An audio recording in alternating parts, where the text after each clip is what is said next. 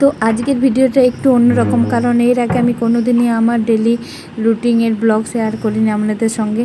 তো আজ এই প্রথম আপনাদের সঙ্গে আমার মর্নিং রুটিনটা শেয়ার করলাম। তো হ্যালো এভরিওয়ান, আপনারা কেমন আছেন? আশা করি সবাই ভালো আছেন। আজকে খুব সকাল সকাল উঠে গেছি, আর এই যে পাখিটাও উঠে গেছে আমাদের সঙ্গে তাকাচ্ছে। তো আমাদের বাড়ির যে কাজের মাসি আছে সে দুদিনের জন্য ছুটি নিয়েছে, তাই আসেনি, তাই আমরা দু জায়গায় খুব সকাল সকাল উঠে গেছি। প্রথমেই আমি নিচেতে এসে ওয়াশিং মেশিনে কাপড়গুলো কাচতে দিয়ে দিলাম, তারপর আমি বাসি কাজে লেগে পড়লাম। আর ওইদিকে উপরে দিদিভাই কাজ করছে। মানে আমাদের শ্বশুরবাড়িটা অনেকটা বড়, তাই মানে একা হাতে পুরো বাড়িটাকে সামলানো যায় না, তাই আমি নিচটা পরিষ্কার পরিচ্ছন্ন করছি আর উপরটা। তো আমরা ঘুম থেকে উঠেই প্রথমেই বাসি কাপড় কেচে নিই, কিন্তু কী হয়েছে, যেহেতু কাজের মাসে আসেনি তাই বাসি কাপড়টা না কেচে প্রথমে বাসি কাজগুলো সেরে নিচ্ছি।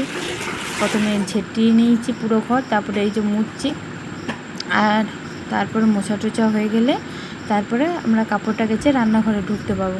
এটাই আসলে প্রত্যেকটা বাড়ির নিয়ম, ঘুম থেকে যে কাপড়ে ওঠা হয় সেই কাপড়ে নাকি রান্নাঘরে ঢুকতে নেই। এই যে তারপর কাঁচা হয়ে গেছে, ছাদে মিলতে গেছি, তারপরেই দেখছি যে অপূর্ব সুন্দর লাগছে আমাদের বাগানটা, কারণ চারিদিক সাদা সাদা ফুলে ভরে উঠেছে।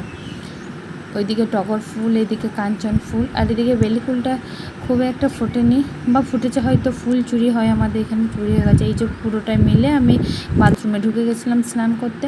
এরপরে সেই রান্নাঘরে প্রথমে দাদার জন্য চা বসিয়ে দিয়েছিলাম, কারণ দাদা ডিউটি যাবে।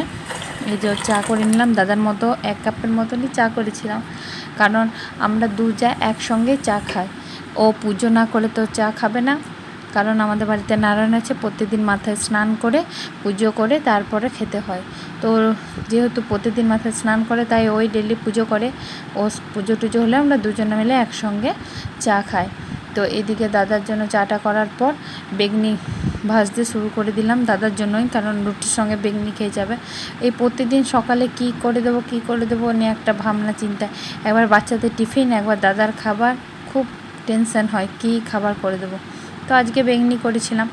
তো এদিকে তো আমাদের বাড়িতে শুধু বেগনি করলে হবে না, কারণ বেগনি অনেকে পছন্দ করে না, তার জন্য পেঁয়াজিও করতে হয়। এদিকে এই যে খাবার বেড়ে দিয়েছি 2টো প্লেটে, একটা বাবুর একটা দাদা, যেহেতু বাবুর স্কুল ছুটি তাই ওর এখন টিউশনি হচ্ছে সকালবেলায়। আর এদিকে দিদিভাই স্নান টান করে পুজো করতে চলে এসছে, এরপরে আমরা দুজনে মিলে চা খাবো। ধন্যবাদ।